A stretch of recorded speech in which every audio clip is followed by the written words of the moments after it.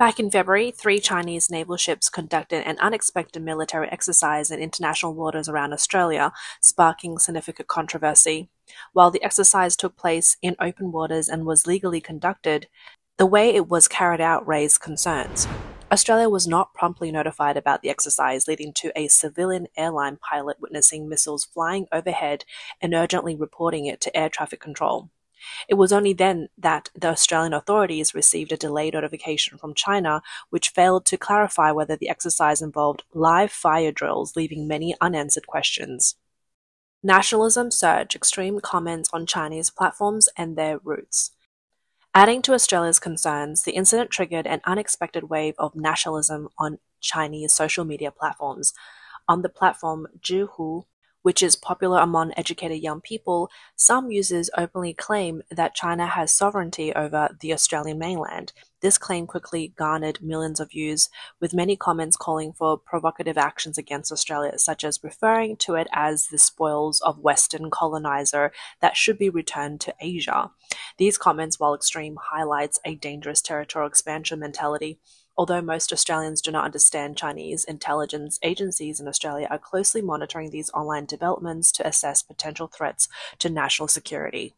A Chinese state-owned enterprise employee even referred to Australia as a land rich in resources ready to be conquered. This statement revealed extreme territorial ambitions and completely ignored modern principles of international relations, reducing a sovereign nation to something that could be exploited. While these online movements may appear to be grassroots fervor, their potential risks should not be underestimated. Some participants may eventually assume influential roles in industries or government where they could impact China's foreign policy. In the internet age, nationalism has an unprecedented influence on government decision-making, and China's wolf warrior diplomacy reflects how online nationalism has shaped its foreign policies. These extreme views are not a coincidence but are the result of long-term propaganda by the Chinese Communist Party, CCP.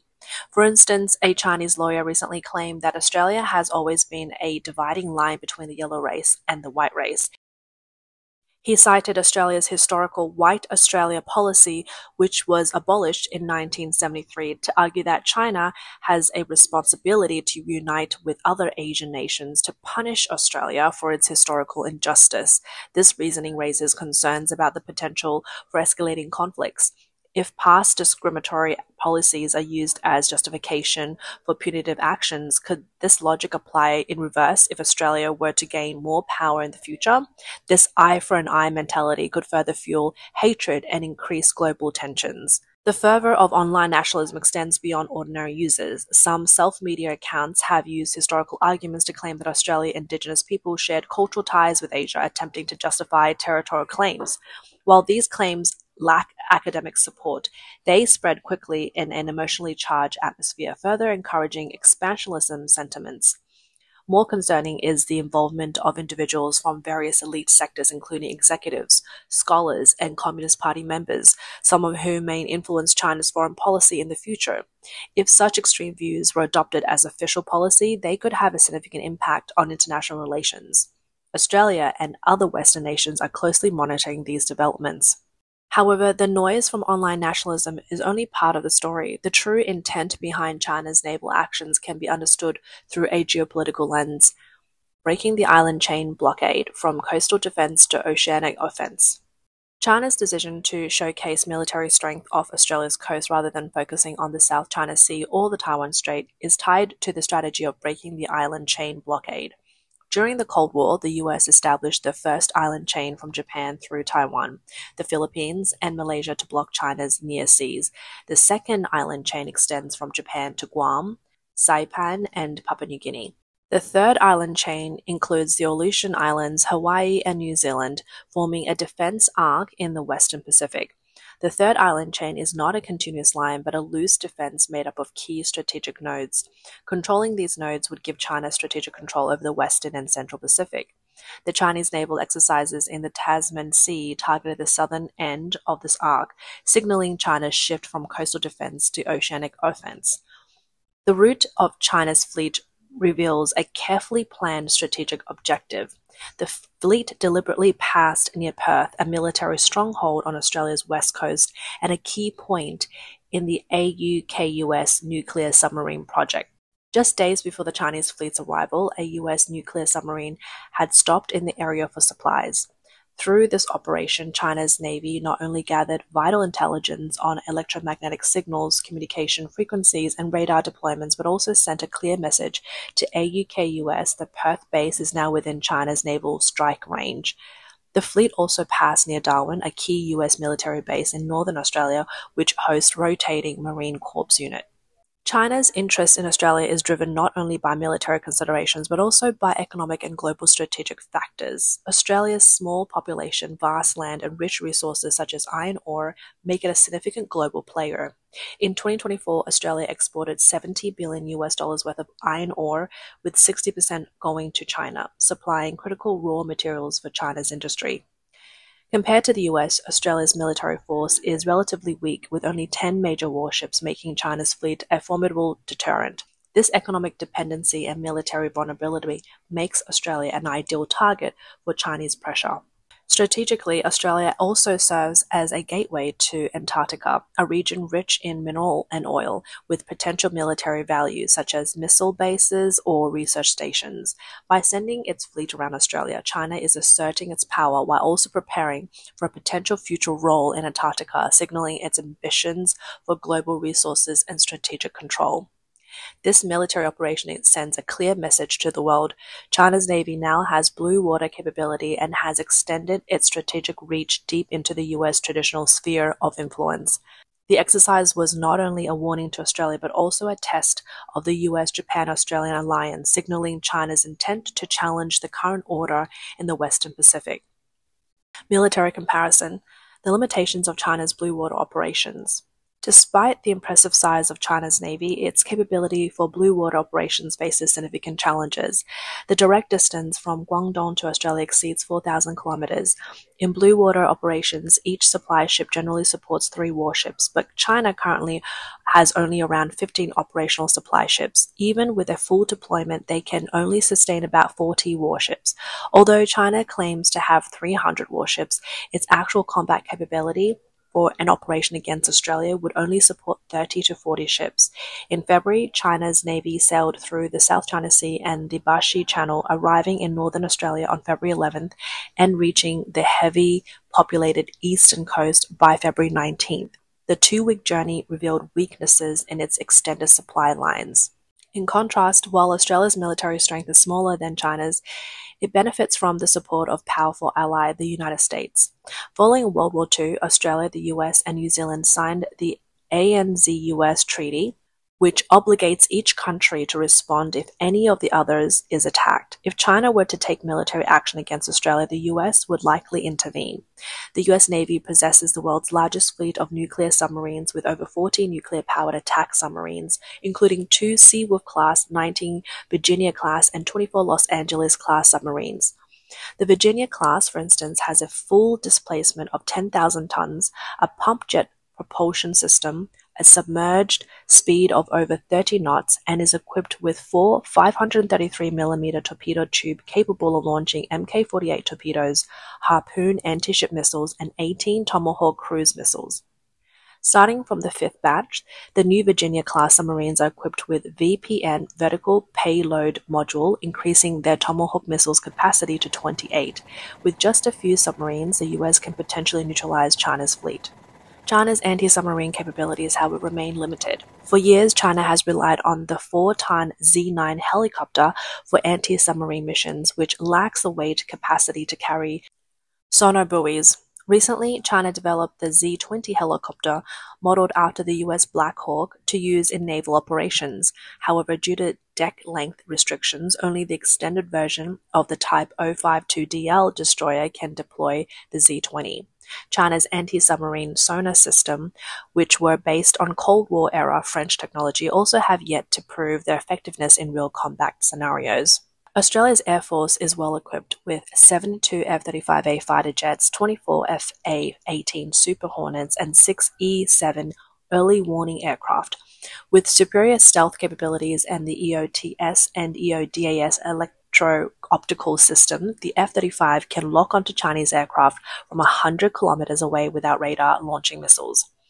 Australia has also acquired LRASM anti-ship missiles from the US with a range of 500 to over 1,000 kilometers, capable of shrinking far beyond China's naval air defense range.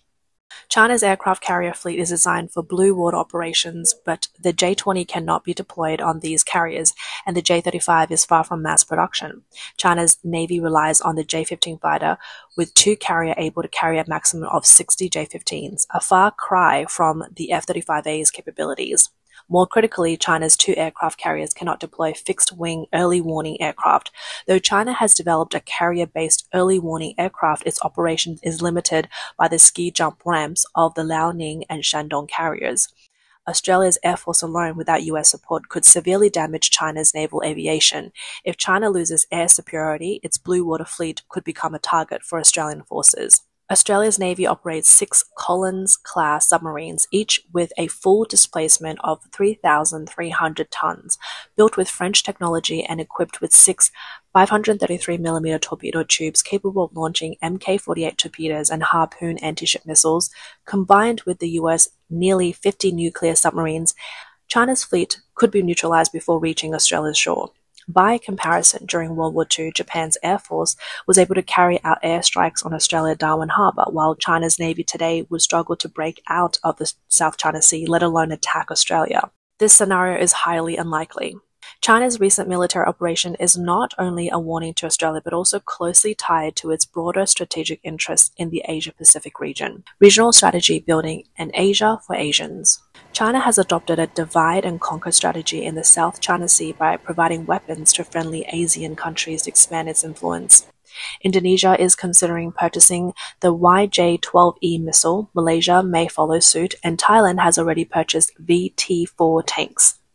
Through military trade, China is not only enhancing its economic influence, but also cultivating potential proxy powers to form a regional alliance against the Philippines. The US has delegated part of its responsibility to support the Philippines in the South China Sea to Japan and Australia. If the Philippines faces a threat, Australia will intervene. By sending its fleet around Australia, China is signaling if Australia intervenes in the South China Sea, China will respond forcefully.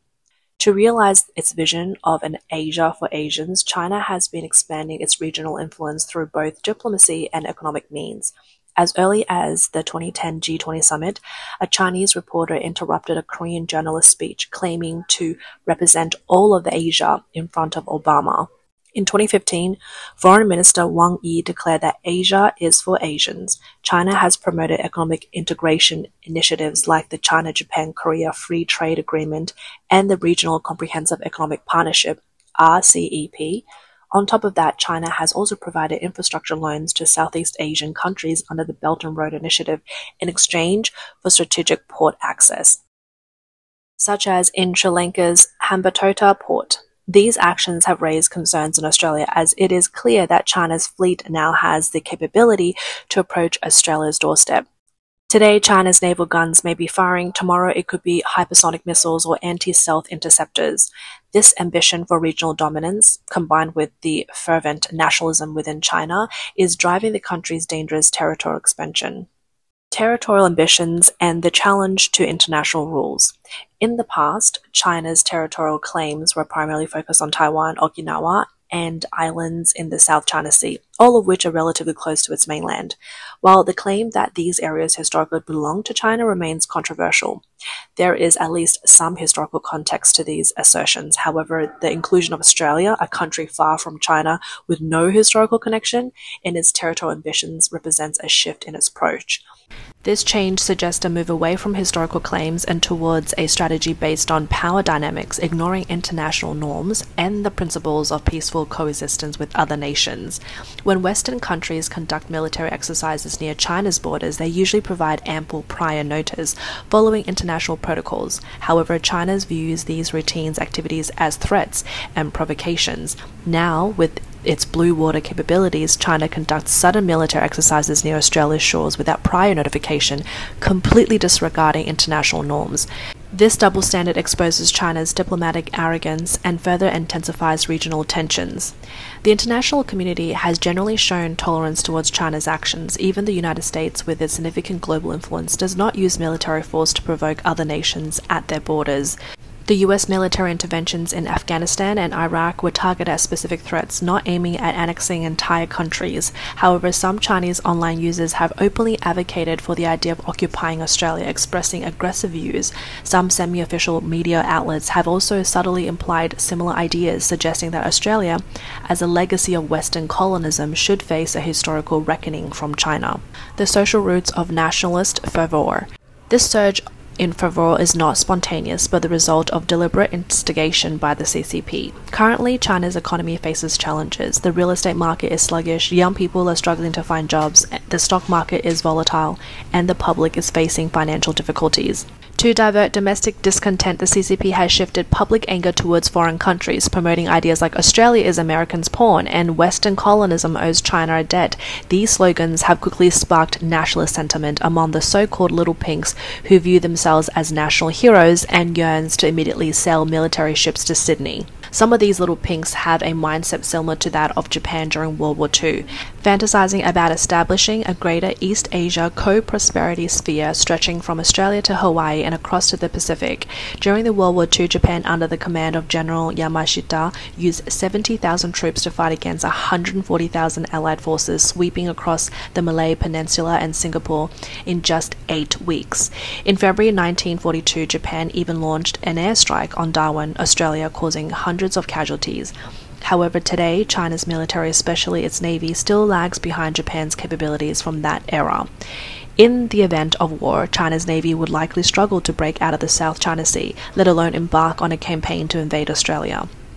This nationalist fervor is also reflected in the distortion of historical narratives. For example, some online users have claimed that Australia's indigenous culture is linked to ancient Chinese civilization, attempting to provide a historical basis for territorial claims. These claims lack historical support but have spread widely online, highlighting how nationalism can gain traction in the information age. While some may view these statements as isolated opinions, the growing prominence of such views in the public discourse can influence government's action. In recent years, the Chinese Foreign Ministry's firm position on issues like the South China Sea and Taiwan have shown how public opinion, particularly online sentiment, is impacting official policy.